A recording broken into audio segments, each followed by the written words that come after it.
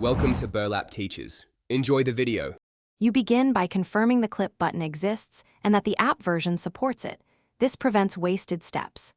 Next, open the media you intend to clip and position the playhead exactly where the clip should start. Precision matters because trimming is less forgiving later.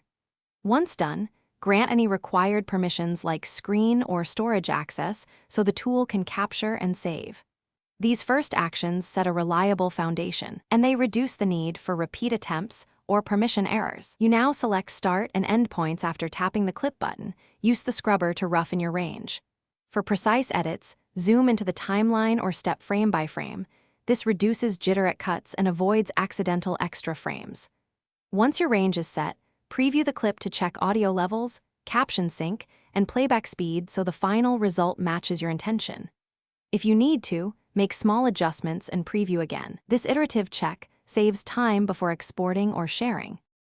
You finish by selecting export settings like format and resolution, and then name the file so you can find it later. After exporting, share via link, social platforms, or save locally. Make sure privacy or audience settings are correct so you don't publish by mistake. If something goes wrong, failed export or mute audio, restart the app, verify permissions, clear cache, and retry. These steps resolve most problems quickly. If issues persist, record the error message before seeking support. Thanks for watching. Consider subscribing if this video helped you.